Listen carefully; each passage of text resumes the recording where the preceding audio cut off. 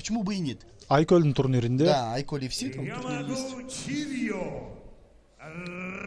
Ну что ж, а мы уже потихонечку двигаемся к следующему поединку. Кстати, опять же, встреча между нашим отечественным бойцом и, конечно же, бойцом из Японии. Это, опять же, Дюшобай Улубахатбек и из Кыргызстана и японский боец Рой Ямагучирио.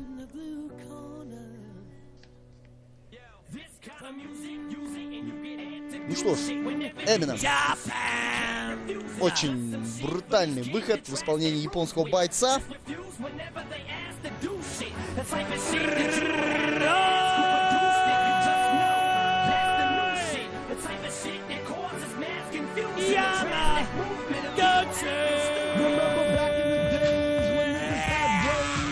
Belly shades and cornbread. Get your pennies. Honeys had the high top jelly. Shooting skelly. Motherfuckers was all friendly. Lounging at the barbecues. Drinking brews. With the neighborhood crews. Hanging on the avenues. Turning the pages to 1993. Niggas is getting smoked, G.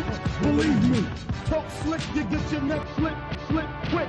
Cause real street niggas ain't having that shit. Toting text for rap. Smoking blunts in the project. Красный угол приглашается боец команды Кыргызстан Дюшобай Улубакыт.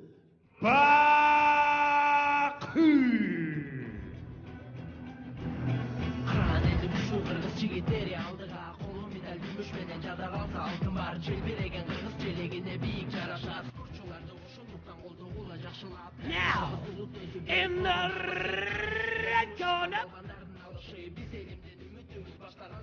from Kyrgyzstan, Dushobai Улубакыт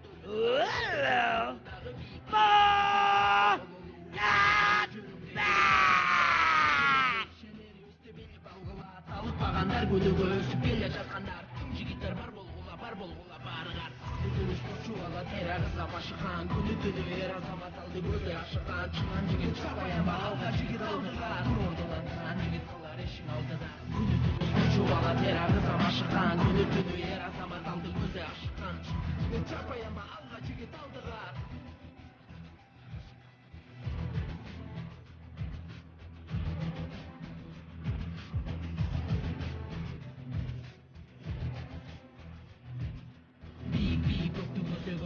Bayrak kızılımge kırman terin menen çıgat mayınap Jenip çıgıp mına бүгүн чыкты ал финалга Азаматтың эр азамат кыран кыргыз алга Кыргызымдын кыран күчтүү жигиттери алдыга Элиң үчүн жериң үчүн намысыңды алдырба Сөнүп бүттүң эл ишенген баары сенин колуңда Аттары алтын медальды аса кел коруңа Алайын сени о жараткан Алла таалам колдосун Тикке кара бийик көтөр башың жерге конбосун Тириш бар өз колуңда от күйгөндө жалындай Эске алып эч унутпа күч атасын тааныбай Күнү түнү спортчу ага терроризмге башыган Күнү түнү эр азамат алды көзү ашыган Чыган жигит чапаян балга жигит алдыга Кыран жигит кылар эшик алдыда Күнү түнү спортчу бала терроризмге башыган Күнү түнү эр азамат алды көзү ашыган Чапаян балга жигит алдыга.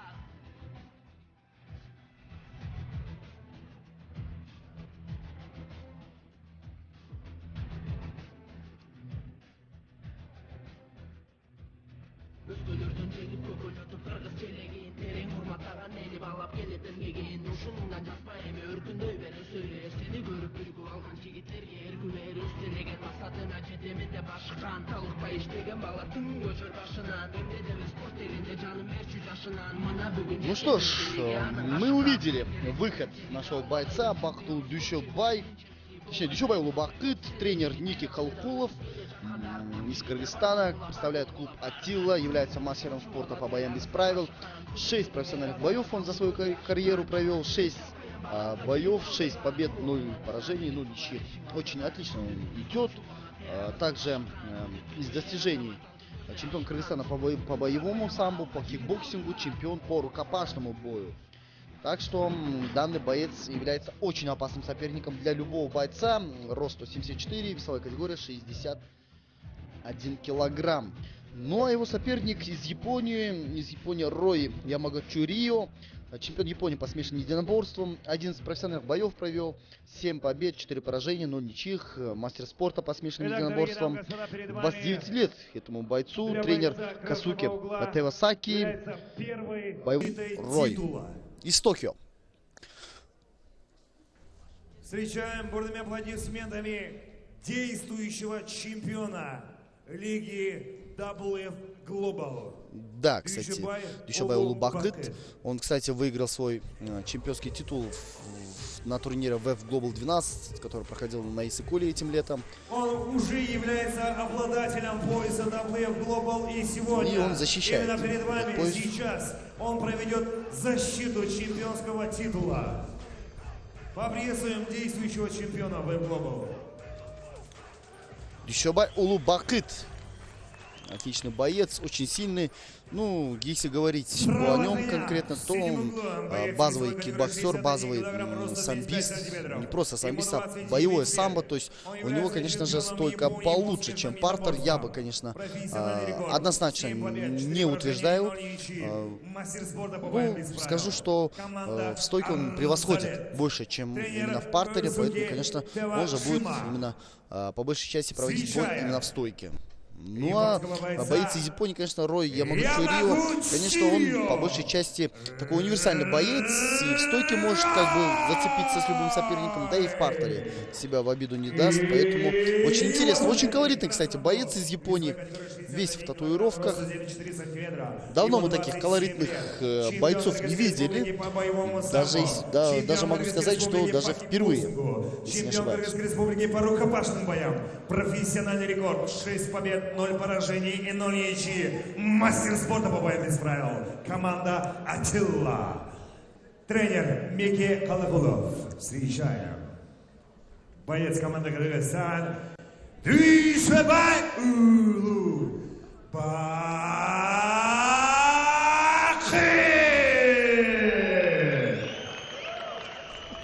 Бойцы в середину.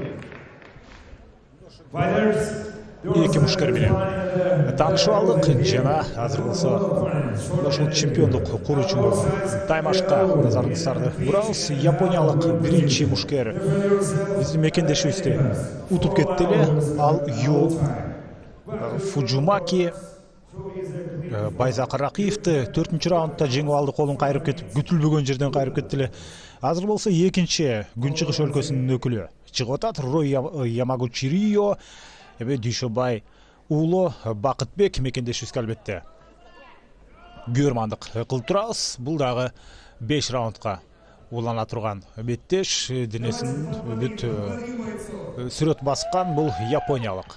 Ал эми биздин мекендеш андай жолдорго барган эмес. Эми биздин менталитетке деле көп туура келе бербейт андай нерселер. Эң башкысы өзүнүн жакшы беттешин өткөрсө деген тилегибиз бар. Азыр болсо чалгындоо иштери башталды. Түз эле эки мушкер тең бири-бирин качырып, мына ушул биринчи раундда эле абалды курчутпастан акырындап бири-биринин алсыз жагын издеп, тамырын тартып көргүсү келет. 5 раунддук таймаштарда ушундай алгачкы раундда эле күчүңдүн баарын ортого салуу деген негизинен туура эмес. Муну эки мушкер тең өтө жакшы билет. Булар 61 килограмм салмак чембирдегинде беттешүүдө жеңил салмактагылар. Ошондой эле буга чейинки кечээ күnkү пресс-конференцияда айтып өткөндөй, дагы бир ирет баса белгилейли, кыргыз мушкерлерине Түштүк Корея, Японияга да беттештерди өткөрүүгө мүмкүнчүлүк ачылды. Эми арза элет. Мына ушул кийинки таймаштарда албетте өз үйүндө же болбосо ушул Япония, Кореяда өткөргөнгө алар ынтызар болуп атышат. Мына ошентип ВЕФ уюму, бүткүл дүйнөлүк кулатуу эр таймаш уюму ошентип дүйнө рейтингинде 32-чи орунга көтөрүлүп отургандыктан бул өтө чоң деңгээл болуп эсептелет. Элестетип көрүңүздөр, мына 5000 ушундай аралаш мушташ өнөрү боюнча уюмдар бар болсо, ошол расмий рейтинг боюнча ушул кулатуу эр таймаш бул 32-чи орунду ээлеп турат дагы. Бул кадимкидей ушул япониялыктардын кызыгуусун арттырууда. Андыктан биздин мыкты мушкерлер эми кийинки таймаштарын да ушул Японияда жана Түштүк Кореяда өткөрүп калышы толук ыктымал. Азыр баш сөөктү көздөй узаткан бир сокку албетте ал өз максатына жеткен жок. Япон мушкери чындыгында ар тараптуу, ал жада калса ушул туруу абалында сол бутун астына кылып деле, оң бутун астына кылып деле жүрө берет. Мына өзүн өтө эркин сезген мушкерлердин бири. Ошонусу дагы биздин Бакытбек Дүйшөбай уулу оңой жолдордон эмес. Кандай позада турбасын, оң бутун астына кылабы, сол бутун астына кылабы, баары бир Бакытбек Дүйшөбай уулу япон мушкеринин эсебин таап койгонго негизинен мүмкүнчүлүгү жетет. Болгону аны иш жүзүнө ашыруу керек. Биринчи раундтун жарым бөлүгү артта калды. Биз эки тараптан тең көз көрүнүү артыкчылыкты азырынча көрө элекпиз. Ал мезгилде көз ачып жумганча Бакытбек Дүйшөбай уулу бутка кирип барды дагы тейкдаунду ишке ашырды. Эми калган 2 минутаны пайдалуу ишке ашырып, дал ушул жерден албетте өзүнүн активдүүлүгүн Бакытбек Дүйшөбай уулу аткарышы керек. Өтө мындай ишенимдүү, салкын кандуу биздин мушкерлерибиздин бири, келечегинен көптү үмүттөндүргөн мекендешибиз деп айтсак дагы толугу менен туура болот. Бирок азыр албетте 27 жашка келип калды. Тажрыйба десе тажрыйба бар.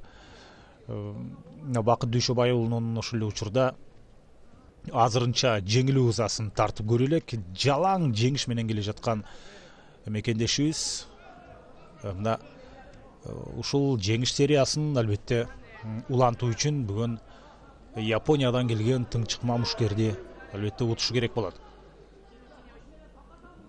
Азырынча көз көрүнүү мына ушул ыңгайлуу позициядан бир дивиденд алганга мүмкүнчүлүк болбой жатат. Жана муунту үчүлтүк ыкмасы жок, бир аз башкачараак экен. Андыктан бул абалдан колун эле берип койбосо кандайдыр бир ыңгайлуу учурду япон мушкери ишке ашырып кете албайт го дейм.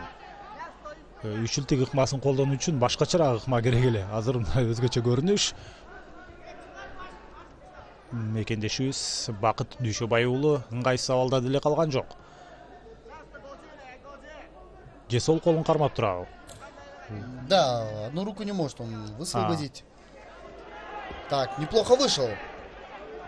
Можно забрать спину. Дүйшөбай уулу Бакыт. Есть отлично возможность. Нет, решил добивать все-таки. Так, из положения маунта. Уходит в защиту и здесь спину отдает. Нужно было как-то быстрее действовать. Как-то вот, форсировать события нужно было Дүйшөбай уулу Бакыту. Так. Так, заберет ли он спину? Нет. Решил все-таки добивать. Все-таки базовый кикер. Оно и понятно. Так. Пока что, Grand and Pound не особо силен. Все. Завершился первый раунд. Ну, что вам могу сказать? Как-то все неоднозначно. Да, есть неплохое действие со стороны нашего бойца. То есть это перевод в партер, потом опять же тейкдаун, бросок, да. Но этого недостаточно, конечно. Ну, биринчи раунд. Да, за первый раунд, да, он забрал. Но впереди еще 4 раунда. Суроого жооп берген жок негизинен биринчи раунд. Маселенин баары эми кийинки бөлүктөрдө чечилет. Видно, что японский боец, коллега, знаете, такой очень опытный, в частности, опытный в чем? Именно он очень неплохо, очень хорошо чувствует соперника.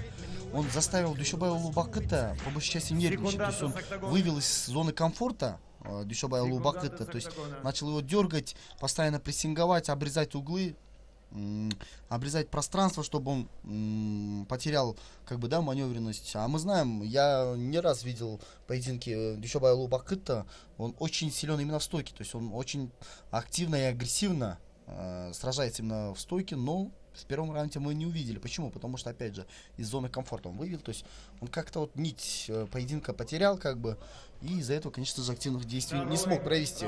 Ну что ж, подождем, понаблюдаем. Второй раунд. Так. Ой-ой-ой, да. Удар в пах, да, конечно. Хотел в мидл-кик, удар по корпусу, там такой закрученный вариант мидл-кика, но, конечно же, я думаю, не специально. Так. Так, удар в корпус. Лоу-кик. Почему руками не работает? Дүйшөбай Улубакыт, он уже очень хорошо именно руками работает. Так, ой-ой, проваливает, неплохо. Оттянулся. Ну, удар из карате, кстати, только что мы сейчас увидели с Киошункай. Наподобие Маваши. Так. Будет ли перевод в партер? Обнимашки у сетки.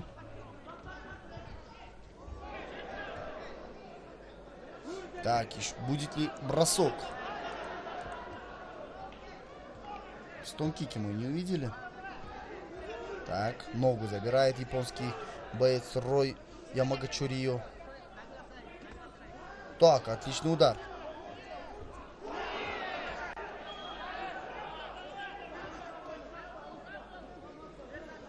Боковой контроль.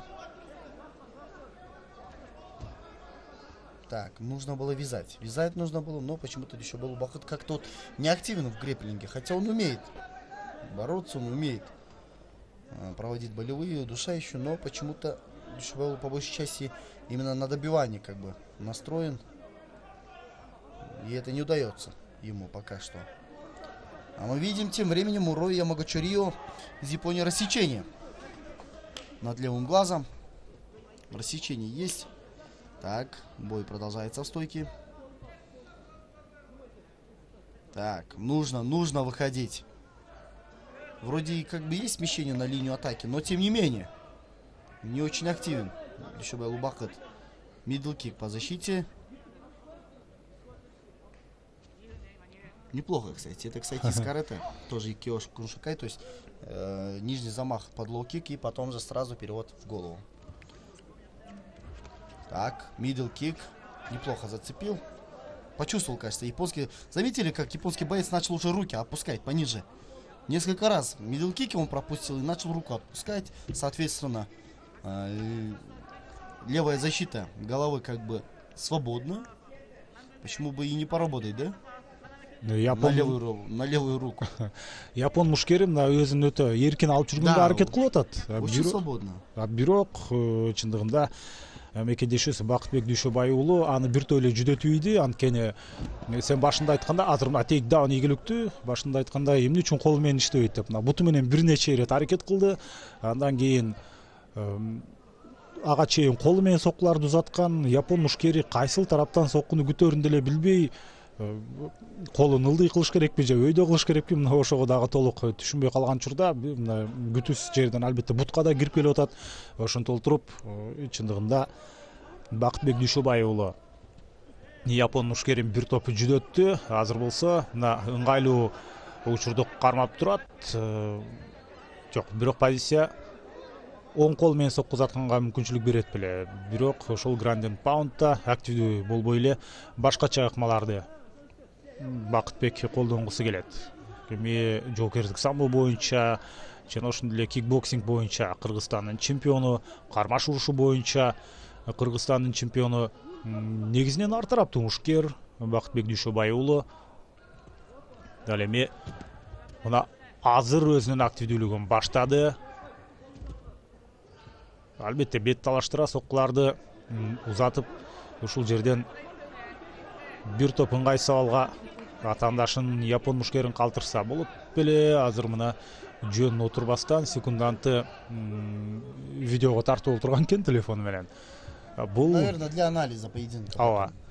Кийинки беттештерде албетте дал ушул таймашты кандайдыр бир изилдегенге ал толук мүмкүнчүлүк берет. Себеби бул Арзалет менен бүткүл дүйнөлүк кулатуу эр таймаш уюмунун алгачкы чогуу өткөргөн турнири эмес. Мындан ары далай беттештер өтөт. Ошондуктан алар кыргыз мушкерлеринин ушундай кандайдыр бир стилин, алардын кандай особенность, өзгөчөлүктөрүн алар чындап эле изилдегиси келет. Себеби кечээ пресс-конференцияда дал ушул Арзалеттин президентине берилген суроодо кыргыз мушкерлери эмне кандай жагынан күчтүү экен дегенде биз азырынча так бир нерсе айта албайбыз. Эртеңки беттештерден кийин гана жыйынтык чыгарабыз деп айткан эле. Албетте таймашка алар даярданды. Дал ушул Бакытбек Дүйшөбай уулунун буга чейинки беттештерин алар изилдешкен. Ошентсе дагы кандайдыр бир баа бергенден чегинип коюшту да. Ал мезгилде ошентип мына экинчи раунд аягына чыгып олтурат. Жана ишенимдүү артыкчылыкты биз азырынча байка элекпиз. Мына НТ Спорт каналы түз эфирде ВЕФ 67 Global 14 турнирин сиздерге сунуштап жаткан мезгили Беттеш Борбор калабыздагы Кабаулуу Кожомкул атындагы спорт ордосунда орун алып атат. Өтө чоң масштабтуу турнир, себеби кошуна өлкөлөрдөн сырткары Монголиядан, Япониядан жана ошондой эле Бразилиядан мушкерлер келген. Арзалет ушул Аралаш Мушташ уюмунун чемпиондору дал ушул азыр спорт ордосунда Бишкек шаарында чыныгы чоң спорттук майрам деп айтсак дагы болот. Бүгүнкү күндө ошондой эле ВЕФ уюмунун дүйнөлүк деңгээлде 32-орунга чыкканы бул чындыгында өтө кубандырат. Өз кезинде биздин кошуна өлкөлөрдүн жада калса Алашпырайт деле ВЕФке караганда өйдөрөөк турган учурлар болгон. Андан кийин бир нече жыл мурда алардын деңгээли теңелген болчу. Азыр алар биртоп эле 200-орундун тегерегинде калды дагы. Ушул Орто Азияда, Борбордук Азияда эле эмес, жалпы Азия чөлкөмүндөгү эң мыкты промоушендердин катарына азыр ушул бүткүл дүйнөлүк Эртай Машкулатов уюму кирип отурат. Бул үчүн албетте дал ушул уюмдун жетекчилери, ошол эле Руслан Кыдырмышев, Эмил Токтогонов жана дагы бир вице-президент бар. Бул Кылыч Саркарбаев. Эми анын салымы канчалык, бирок эң башкысы ал дагы ушул жетекчиликте болгондон кийин дал ошолордун албетте салымы деп айтсак болот. Андыктан Япониянын мына Арзалеттин жеңүүчүлөр келип, биздин чемпиондор менен беттешип атат. Азырынча буга чейин бир япон мушкери чыкканда ал утуп кеткен болсо, эми экинчисин албетте биздин Бакытбек Дүйшөбай уулу утуп алышын ушунчалык каалап турган мезгилибиз. Мына лоу кик жана ар тараптуу бир классикалык эмес, башкача кыймыл аракеттер менен Бакытбек Дүйшөбай уулу активдүүлүгүн баштады. Үстөмдүк кысым кадимкидей биздин мекендеш тараптан. Дагы бир талуу жерге жок. Бул жерде демек октагондун ичи суу болуп калган экен. Аны албетте кургатып коюш керек. Керек учурда бутуң тайып кетип атаандашыңан сокку өткөрүп алсаң, бул албетте будет обидно, конечно. Бул чындыгында жакшы нерсе эмес. Ушунчалык даярданганың, сени салмак кууп, беттешке канча маңдай тер төгүп келгениңдин баары мына ушундай кокустуктун айынан жеңилип калганга албетте бул жаман жакшы нерсе болбойт. Ал мезгилде кезектеги активдүүлүк Бакытбек Дүйшөбай уулунда. Эң башкысы атаандашты партерде жерге жаткырган менен ошондон кандайдыр бир жакшы дивидендтерди ала албай жатканда болуп атат. Аны Рой Ямагучирио дагы жакшы түшүнүп алгандагын бул жактан көп кыйынчылыкты көрчүдөй эмес. Активдүүлүк жок. Мындай болсо калыс кайрадан экөөсүн тургузуп, беттешти туруу абалында улантууга мүмкүнчүлүк берип коюшу ыктымал. Соккулардын бирөөсү дагы өз максатына так жетпей атат. Атаандашына мүмкүнчүлүк берип койбойбу. Эгерде мындай жерден артыкчылык көз көрүнө ишке ашпаса, мына эми ыңгайлуу позицияны ээлегендей болуп атат. Япон мушкери ары буралып, бери буралып келип эле мына ушинтип теми Бакытбек Дүйшөбай уулуна сокку узатканга мүмкүнчүлүк бербей жатат. Спорт ордосунда чындыгында бош орун жок. Мына ушундай чоң ири турнирге өтө көп көрөрмандар келди. Жана ошондой эле НТ Спорт каналында түз эфирде канчылган жалпы Кыргызстан көрүп атат. Ал эми социалдык тармактарда, айрыкча YouTube'да ошол эле Бразилия, бул жагы Бразилиядан баштап, ары жагы Японияга чейин түз эфирде көрөрмандар дал ушул Аралаш Мушташ дүйнөсүнүн өкүлдөрү байкап турган учуру. Себеби YouTube'дан эгерде байкап көрсөңүздөр, ал жакта япончо, англисче, латынча, толтура башка тилдерде дагы кадимкидей комментарийлер чыгып атканы мына ошондон эле байкасак болот. Ошентип бүткүл дүйнөлүк кулатуу Эртай Маш уюму дагы бир тепкич өйдө көтөрүлдү. Ал эми Бакытбек Дүйшөбай уулу ишенимдүү артыкчылык менен ар бир раундто жыйынтыктоодо. Азыр 3-чү раунд, мындан башка дагы 2-5 мүнөттүк бар. Албетте сокку узатыш керек. Япон мушкери ошентип Бакытбектин эки колун тең көзөмөлгө алганга аракет жасап атат. Канча мүмкүнчүлүктөр болууда, болгону ушул баш сөөктү көздөй таамай соккуларды узатканга Бакытбек жетише албай жатат.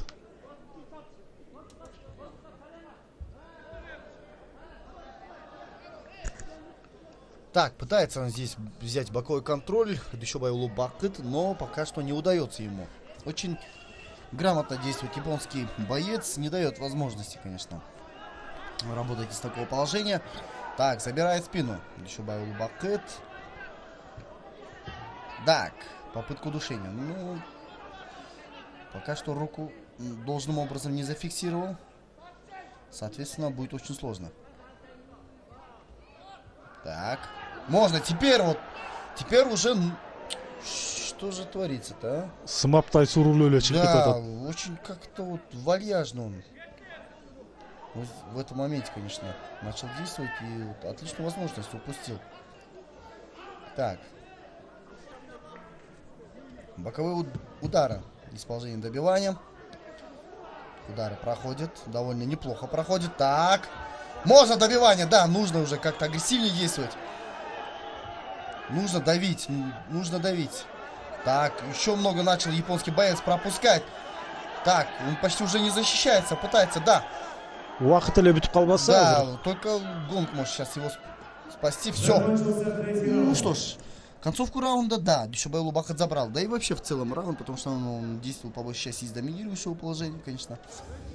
Третий раунд тоже на счету у Дүйшөбай Улубакыта. Ну что ж. И я заметил, это, конечно, всего лишь второй боец из Японии, да, как бы.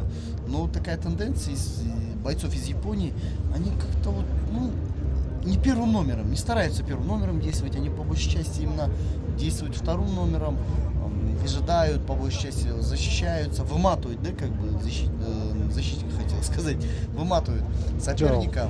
аларда мындай темперамент ошондой деген ой келет да. Себеби башка спорттун түрлөрүндө деле, мисалы үчүн футболду алсак болот, ушундай мындай күч сарптаган позиция менен, үстөмдүк кылган позиция менен алар көп аракет кыла беришпейт. Андыктан Какая-то спортивная ментальность, да? мага эмнегедир ошондой таасир калтырат. Анткени мисалы үчүн бразилиялыктардыкы башкача. Ошондой эле мисалы үчүн орус мушкерлериники башкача, советтик мушкерлердики албетте башкача. Ошондуктан эми алар үчүн деле кыргыздардын ушундай бир өзгөчөлүгү алар үчүн өтө маанилүү да. Ошондуктан жана биз видеого тартып аткандагы ошонун негизинде азыр биз япон мушкерлерин ушул Ямагучи аркылуу байкап атсак, алар деле ушул Бакытбек Дүйшөбай уулу аркылуу кыргыз мушкерлеринин деңгээлин, алардын стилин байкап жаткан мезгили.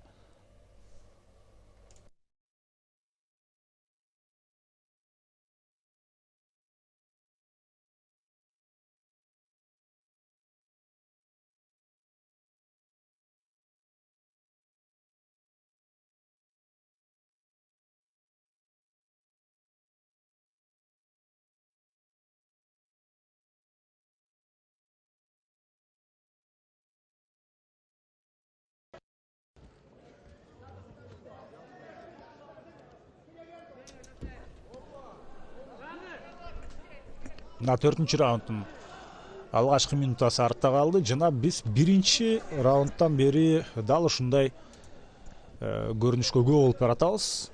Кандайдыр бир өзгөчөлүктөр көрүнбөйт. Албетте активдүүлүк Бакытбек Дүйшөбай уулунда. Андыктан ушундай темп менен, ушундай сценарий менен эң акыркы 5-чи раундга чейин бара турган болсо, анда жеңиш биздин жердешибиз Бакытбек Дүйшөбай уулуна албетте ыйгарылышы керек. Канча ирет мына ушундай ыңгайсыз учурлардан сымаптай сурулуп чыгып кетип атат деле япон мушкери. Бул ирет ал абалдан кутула албай калышы ыктымал. 3-чү раунддун акыркы мүнөтүндө деле, акыркы секундаларында деле ийгилик жаратып кетиши мүмкүн болчу Бакытбек. Азыр мына муунтук ыкмасы иш жүзүнө аша баштады. Жана торго бутун тиреп бул абалдан кутулуп кеткиси келип атат. Буралып кеткенге жетишти. 3-чү раундда чындыгында гонг сактап калды деп айтсак болот, анткени ушул мөндүрдөй жааган соккулар Бакытбек Дүйшөбай уулунан ишке ашып баштаган эле. Мына азыр деле дал ошондой көрүнүш. Рой Ямагучирио чарчап да калды, чалыгып да калды. Жана калыс эле беттешти токтотпосо эми Рой Ямагучирио менин оюмча Бакытбек Дүйшөбай уулуна эч кандай бир артыкчылыкты мындан аркы учурларда көрсөтө албайт. Мүмкүн эми муун тукмасын колдонот. Отличная возможность. У Дүйшөбай Бакыта очень много отдает спину соперник из Японии, но почему-то Дүйшөбай Бакыт не особо хорошо ими пользуется-то. Теперь как бы стопроцентный вариант. Не, все-таки видно, что все-таки базовый кикер такой, боец именно стойкий, как говорится, боец рубки, да, и поэтому как-то в партере он не особо активен. Так. Меньше 2 минут. Осталось до конца раунда. Да, пока что по большей части выигрывает наш боец.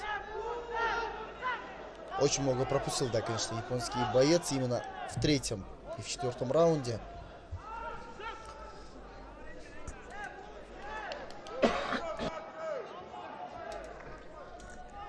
Да, очень сложный поединок для обоих бойцов.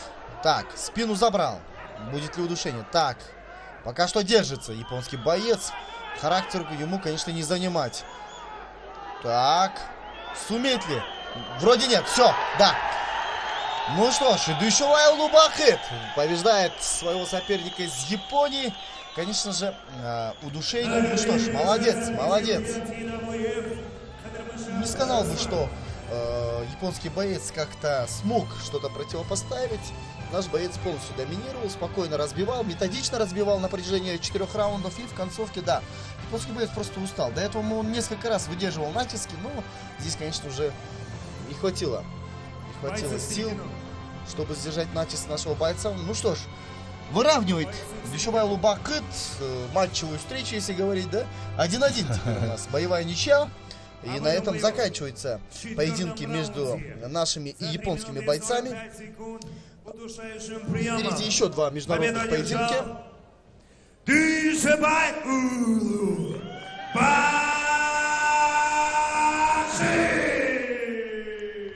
Ну, ошентип биздин намысты коргоп калды деп айтсак болот. Бакытбек Дүйшөбай уулу защиту титула пояса провел успешно. Дүйшөбай Бакыт. Ну, ошентип ал өз салмак категориясындагы чемпиондук наамды сактап калды, чемпиондук курду. Мына ошентип өзүндө алып калды, Кыргызстанда калды деп айтсак болот. Рой Ямагучирио Бакытбекке ишенимдүү каршылыкты албетте башынан баштап эле негизинен үстөмдүктү көрсөтө алган жок. Татыктуу жеңиш, таза жеңиш, ишенимдүү жеңиш. Ошонун баары Бакытбек Дүйшөбай уулунун аткаруусунда болду. Эми албетте биз Бакытбектен анын Бакытбектин сөздөрүн күтөбүз. Ал учурда япон мушкерине да сөз берилет. Мен негизинен жеңилген мушкерге сөз деле берилбейт, эгерде өзү эле өтө сурап калбаса. Бирок менден суроо. Япондук мушкерлер кыргызстандык мушкерлерден эмнеси менен айырмаланат экен? Ассаламу алейкум, кыргыз элдер. Бардыгыңыздарга рахмат. Ушунча колдоп коштоп келиңиздерге. Азыр суроого жооп берсем, кыргыздын боецтери, элдери намыскөй болот. Намыска өтө бекем болот. Ошонусу менен айырмаланат. Өзүм эч качан өзүнүн немесин бербейт. Рахмат барлыгыңа. Биринчиден Аллах Таалага чексиз мактоолор жана шүкүрлөр болсун. Руслан Кыдырмыш байкеге чоң рахмат айтам. Кыргыз мушкерлерине жана мына Өзбекстан эстеңгилардын мушкерлерине көптөгөн жолдорду и мүмкүнчүлүктөрдү түзүп берип жатат. терең ыраазычылык билдиребиз. Şu VEF организациясының уячын деңгээлин алып чыгышына салымыбыз кошобуз буйруса. Жана атаандашым Ройго рахмат. Өтө мындай орусча айтканда гибкий бала экен. Өзүм дагы кам бердим десем деле болот. Чындыгында өтө ийкемдүү экен япон мушкери, аны баса белгиледи.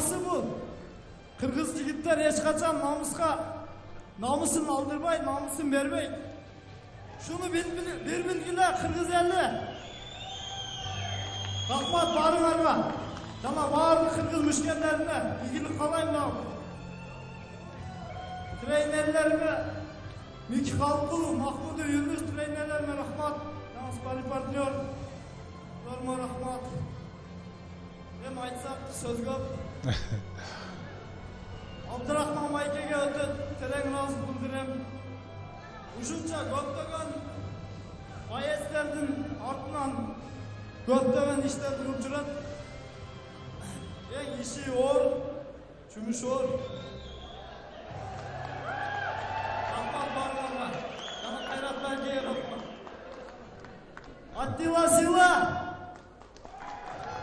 Атилла Сила деп атат. Бул албетте мына ушул Атилла клубунун өкүлү, Мики Калыкуловдун шакирти. Чемпионду дагы да болсо тасыктап кеттим бүгүн. Ушу сени мен ойлойм кыргыз эли UFC'де көрөт деп чоң ишеничим бар. Рахмат. Албетте биздин дагы ишеничибиз бар. Мына ВЕФ уюмун демек UFC'нин деңгээлине чыгарганга салым кошкубуз келет дейт. Эң башкысы мына жүрөктөн чыккан сөздөрүн айтты.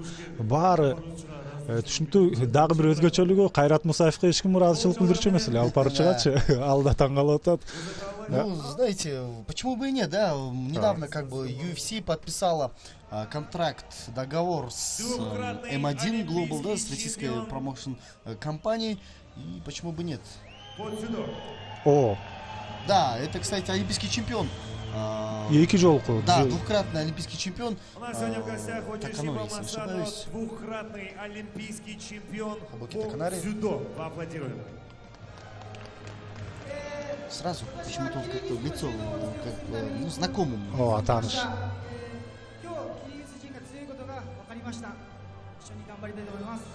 Кстати, с ним тоже Мен такая кыргыз элинин нелицеприятная история дзюдосун была. көтөргөнү келдим.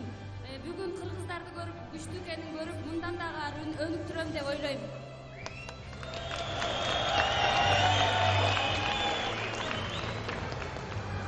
Аригато. Руслан Кыдырмышев жана ошондой эле япониялык дзюдо боюнча олимпиаданын эки жолку чемпиону. Дал ушул эки киши